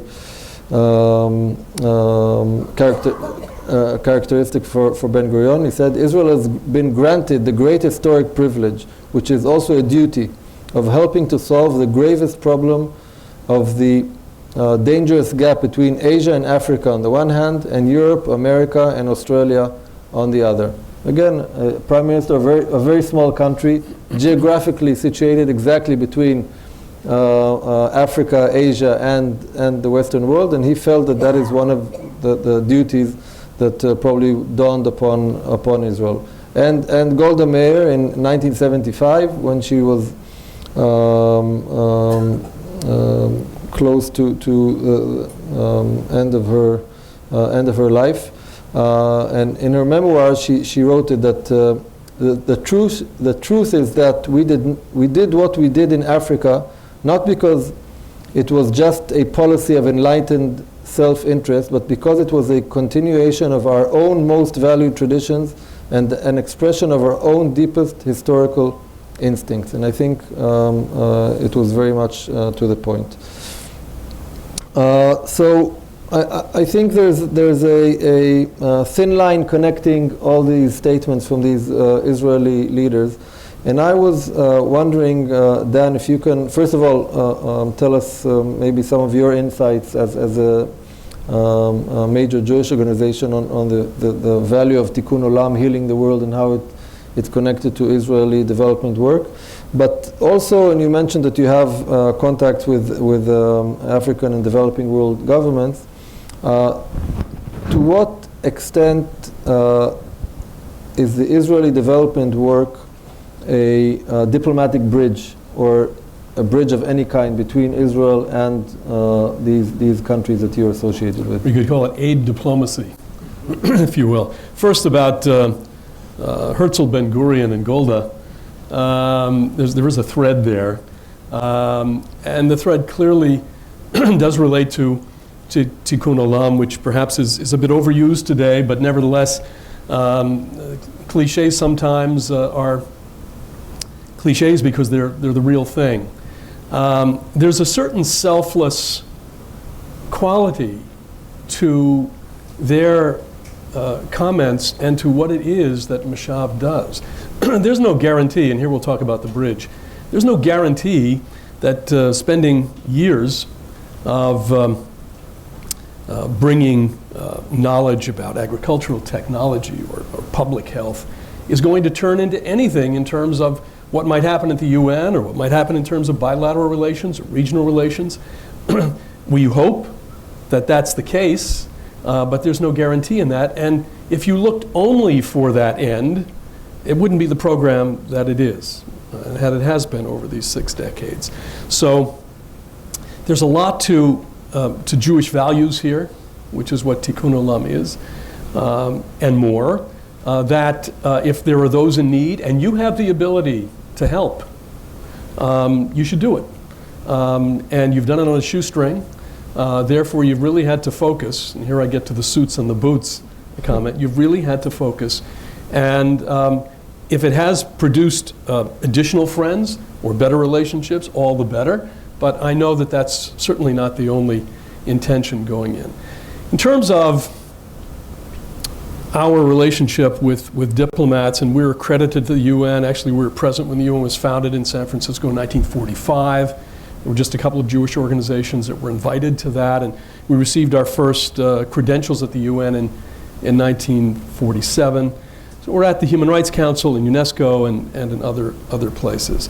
When we meet with diplomats from the developing world, the emerging world, and the conversation gets to bilateral relations between Israel and country X or country Y, there's already, I can't recall where I've gone in, particularly with African countries, Latin American countries in many cases, where they already have not either been a recipient of or been a partner with Mashav in some way, or that they don't know about it. And there's always need, there's ongoing need. And so the recognition of Israel, it's interesting, the conversation may sooner or later get around to the peace process. But at its core, we talk about bilateral relations, and in some cases, triangular relationships between Israel, the United States, and another country. But in terms of bilateral relationships, they know what Israel has to offer. And I've seen, particularly in this new era of relations between Israel and Africa, and you're right, it had peaks and valleys. After 73, it dropped off, and then it came back, and now it's come back in a very important way. A number of very important African visitors from various countries have come to Israel over the last couple of years. And when they think of Israel, they think of startup nation, clearly. That's the new iteration. You know, in 1966, when my cousin Shlomo was going to Guatemala, it was agricultural technology. How could you grow bananas better? Today, it's that, but it's avocados, but it's also IT and startup nation kinds of things. But I think there is a baseline of knowledge about what Israel has to offer that I won't say it surprises me, because we see this quite a bit, but it's quite gratifying to know that in the eyes of many diplomats, Israel is not just about the regional problems and the chaos that's racking the region today, but it's also about something else, what Israel has to offer. And I can tell you, not an Israeli, as an American Jew, it gives me a great deal of satisfaction to know that that's how they view Mashav, that's how they view the state of Israel, and it's how they view the Jewish people. Thank you so much. Shuli, you've been, as part of your career in Mashav and the Israeli development scene, you've been heavily involved in something that is less known to the public, even in Israel, but definitely outside of Israel, and that is the Mashav activity in our neighborhood, within the Middle East, serving as a bridge or potential bridge between Israel and its immediate neighbors, but not only immediate neighbors, also more distant neighbors. And I was wondering if you could shed some light on this activity, and to what extent you really feel this is a solid bridge or foundations for a future solid bridge between Israel and its neighbors. Okay. Give some background on our activities in the region. Most of the activities are in the field of agriculture. We have the same challenges and same solutions that are relevant for the area, for the region.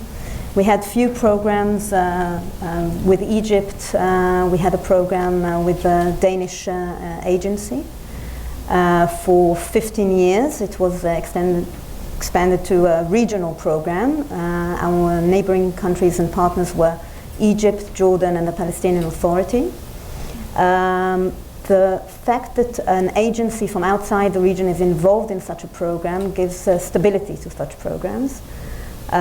We trained more than 500 Egyptians in a Trilateral program. And during the years, we trained more than 1,000 Palestinians. And even now, as we speak, we have activities in the region with the Palestinians. This time, JICA, the Japanese agency, is involved in 2 programs in the region. One is a trilateral program with the Jordanians, and the other one is with the Palestinians. The Palestinians come and have, we are training the extension officers of the Ministry of Agriculture in the PA.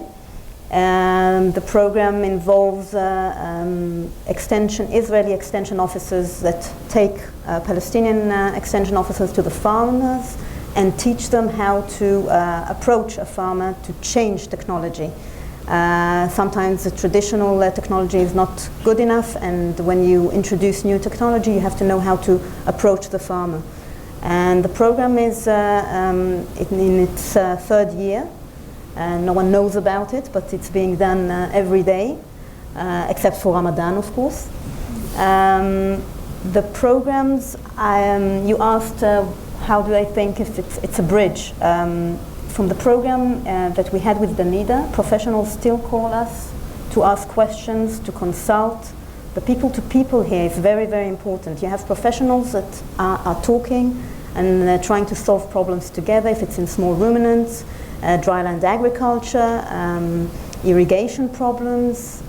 It's just, I think we created a network, a very important network, that when things will stabilize politically, that will be the base for the peace in the region.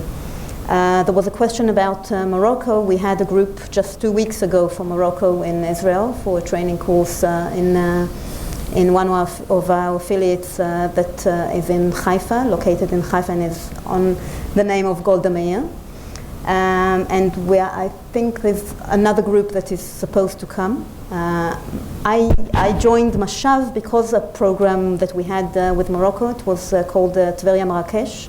It was on community development. And unfortunately, we had to stop it in 2000 because of political situations. But I do think that through Mashav and the tools we have, we will manage to have and build a proper relationship with our neighboring countries. You want to say a word on the cooperation with JICA, with Japan? Yes, yeah. The program, as I said, JICA is involved in 2 programs. JICA is being very active in the region in different aspects, also economically. And they examined the program before they were involved. We showed them the evaluation reports that we had with the Danish agency, and they went to the Palestinians' colleagues and asked what would they like. And they said, we want to continue the cooperation with Mashav in this same framework. So the program is really, it's in its first phase with the Palestinians, and it's on its 3rd phase with the Jordanians. So each evaluation is very successful and just extended the program to 3 more years each time. So the program is really interesting, and everybody is happy with the program and with the progress. Specifically in JICA with the Palestinian program, there are 2010 extension officers in the Ministry of Agriculture in Gaza and the West Bank, and we know that by our training, we trained 14 on the first year, 14 extension officers. We know that it reached the trainers. So we know they went back and transferred the knowledge to other extension officers also in Gaza Strip. So we know that the knowledge is being transferred properly, and in the first year to have almost all extension officers in the Ministry of Agriculture receiving Israeli training is a success. Thank you, Shuli. Just to mention that we're also working with Syrian refugees that are coming into Israel for medical treatment. So we try to do some psychosocial work with them in the hospitals. The mothers, they come with their children for treatment. And it's very interesting to look at the way the Syrian refugees, how they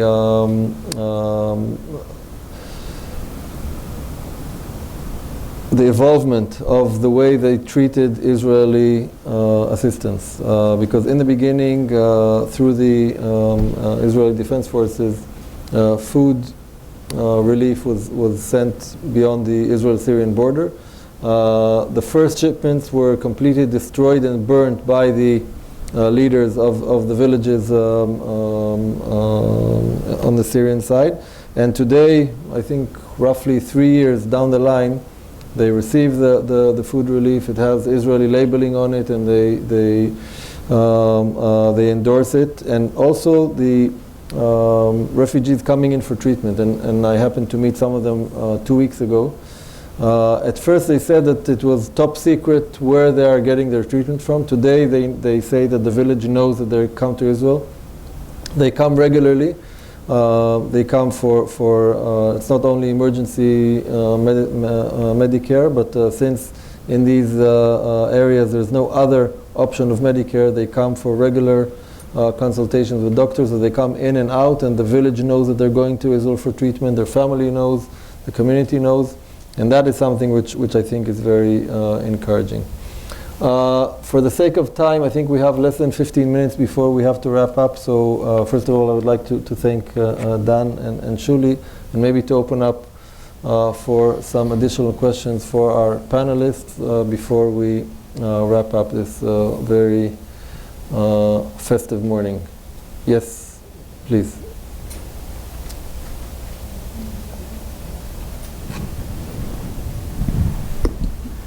Thank you. I'm Leon Weintraub. I'm retired from the U.S. Foreign Service. We heard in the video presentation, and also you mentioned about hundreds of thousands of people who've trained in Israel. I wonder if you could speak a little bit about these training programs, how long they are, what fields they cover, and also whether these programs are offered by Mashav itself, or you find partners in agricultural institutes, in universities, in the private sector, in the government. If you could describe them. You want to take that? Or? Okay, I'll take it. Okay, we have 3 in-house training centers and 10 more institutions that by tender work with Mashav. The Mashav courses are up to 21 days for 25 trainees each activity. The activities are published by our embassies. We send to our embassies the material, and they distribute it to their contact people, persons that can be academic institutions and other training centers, and projects that are being in contact with Mashav. By the way, I just wanted to recognize a good friend, the former ambassador of El Salvador to Israel, which joined us, and many of his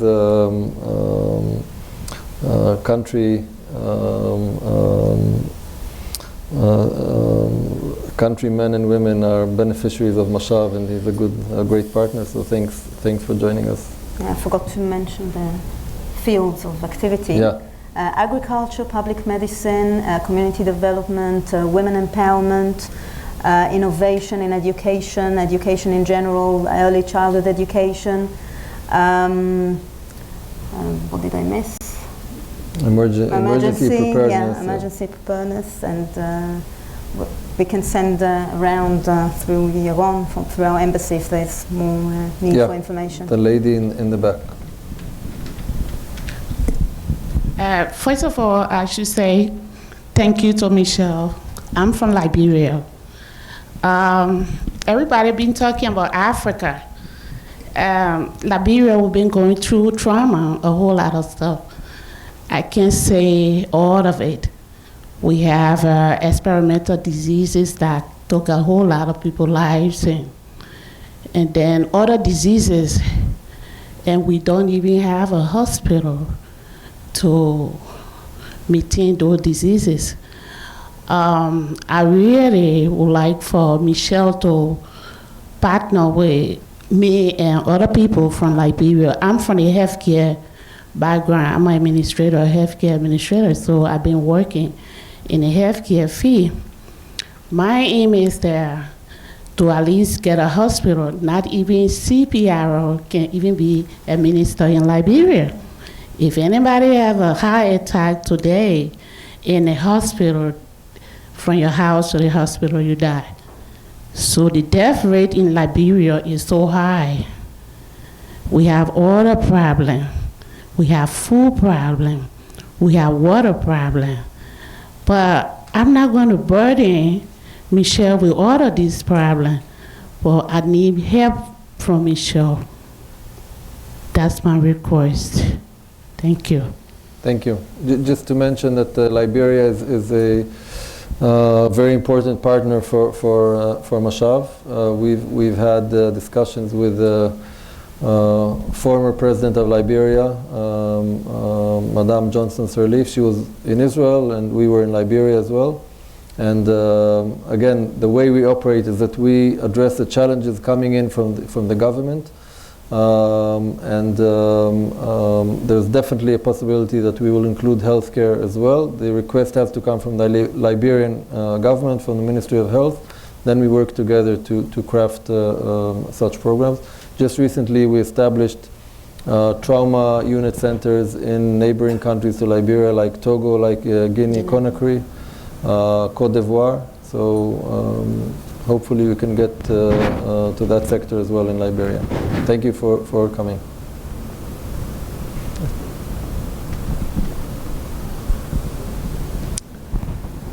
Good afternoon. My name is Luis Borunda. I'm the Deputy Secretary of State in Maryland. And we, in Maryland, we have a program. I'm just going to give you an example of providing technology to one of our subnational partners. And there was a time where we taught them to crawl, and now they're teaching us to run. And I'm just wondering if you've experienced that with your program, where you've invested your time, energy, effort, finances in a certain region, and now they're assisting you, and perhaps an example of that. It's a tough one. Huh? You know, of course, I'd say the epitome or the the dream of every developer is to have one of the partners coming back one day and assisting.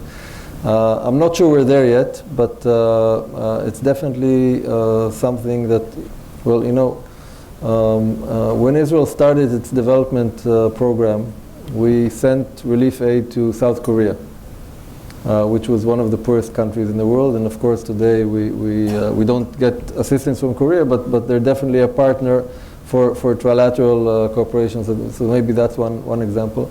I think when we talk about development challenges, there's still a lot to be done before we see the up-and-coming developing countries doing it on their own or sending back. But we have to be optimistic. That's that's the purpose of. Yeah, please, Ambassador. Thank you. It's good to see you on the other side of the Atlantic at the Atlantic Council. I can attest, and congratulations to Mashav again. I was part of the celebration back in Jerusalem, of the 60th anniversary of Mashav. There were a lot of beneficiaries from different countries in Africa and Latin America at that celebration. We are definitely very thankful for Mashav's assistance to Latin America, and in particular to El Salvador and Central America. It's been a successful partnership with you. We've looked at it in a very close manner lately because of the regionalization of the assistance, in particular to the Central American region, but also the partnership that you have with other agencies, for trilateral cooperation. So I'm not sure whether, I'm a latecomer to this celebration, so I'm not sure whether you've spoken about that, but certainly I would like to see where you're at, on that situation. And again, thank you for inviting me to this. Thanks for coming. Yeah, since you did come in late, so you missed the opening remarks from the senior representative from USAID, and we are in the process of signing an MOU between Mashav and USAID, a broader MOU than the one that we already have, and that includes specific cooperation in Central America, which has actually already started in Guatemala and Honduras, and I'm sure it will also flow into the entire region, especially the dry corridor that connects your countries. This is something that we plan to do together with USA, definitely. Yeah. Hello, Rachel Craig with AJC, the American Jewish Committee. Ambassador Haskell, we've been grateful for the opportunity to work with you quite closely in the past. Now, as we're focusing on this anniversary, I'm curious to learn your vision for the future, both in terms of challenges and opportunities. You addressed food scarcity, but particularly regions of focus beyond sub-Saharan Africa as well. Thank you. I'll try to be very brief, because I think after that we have an opportunity for one more question. In general, I would say that humanity today faces 4 major insecurities, which probably will shape the future of international development. That is food insecurity, water insecurity, health insecurity, and personal and border insecurity. And in all these, when we talk about the Israeli future of the development program, I think in all these 4 spheres, maybe unfortunately we have vast experience. Our own experience and our ongoing experience in our region. And when you look at the overall framework, you see it comes down to these 4 major pillars of which you have also some cross-cutting areas which are relevant to all of them, like gender, like youth, like emergency preparedness in all these spheres, etc. But in general, I think it's coming down to that, and I can tell you that with the enormous, we're living in an era of enormous investment in international development. You look at the SDG process, where all countries of the world came together to discuss the future of our planet with very, very specific goals to achieve. I think there's room for optimism, because you see more and more, and just yesterday we were sitting in the UN listening to countries attest on what they're doing in this field of implementing the different sustainable development goals. So I think we see more and more communities struggling and coming out of extreme poverty, and I think that's where the world is heading. I think maybe for the first time you really see a energetic move towards a better situation for the planet on that point of view. And I think we have time maybe for one more question. Yes, sir. Good afternoon. Congratulations, Ambassador Haskell, and happy anniversary to Mashav. I serve on the Maryland Governor's Commission on African Affairs, and I'm also part of Georgetown University's Global Future of Development. My question is with respect to why the deficits of infrastructure, of technology, and of scale exist in Africa. Clearly, as discussed earlier, Mashav is doing quite exemplary work helping Africa build its capacity. But talk to us a little bit about how you intend to address Africa's leadership in addressing the reasons why those deficits exist in the first place. There is a reason why the technology comes from Israel, right? There is a political economy that allows for innovation centers to take hold. There is a political economy that allows for economic participation across gender, across socioeconomic groups. And these are some of the constraints on Africa and indeed your neighboring countries. So to what extent is Mashav thinking about how to engage these countries to re-articulate, or at least impress upon them the importance of re-articulating their political economy to allow innovative economies to take hold? Thank you. Thank you. Wow, this is a big question to answer when we're 5 minutes beyond schedule. I don't know, Peter, how much time we can. But that's definitely, I think, a topic for, especially since we're in the African Institute of the Atlantic Council. It might be a topic for a separate seminar. But I can tell you one thing that I tell so many audiences in Africa which I meet, and I tell them very bluntly that development has nothing to do with color of skin. And anything that has been done in Europe or in Israel or in North America can be done in Africa easily. It's all a matter of decision and will of the people and of the leadership. There's no destiny dawned on any community or country or society that provides it from developing. And as I answered before, you need this combination, the combination of policy of a government and real will of a government to get involved in real development activity. Many times they come to Israel and say, look, you're 70 years old, we're 60 years old or 70 years old. How come you're in this state of development and we're in that state of development? And I tell them again something very bluntly, that when you look at, and this is something very superficial, but when you look at state houses, at presidential palaces in Africa, there's a huge, almost uncomprehendable gap between the state of infrastructure of a presidential palace and of an average house of a family in Africa. In Israel, when you look at the houses of the founding fathers of our nation, David Ben-Gurion, he ended his life in a hut in the desert. So he maybe didn't invest in his own palace, but in the, so to speak, national palace. So this is just, again, something very superficial. But I think it's a matter of policy combined with a matter of the will of the people. And it is something we cannot, even if we wanted to impose.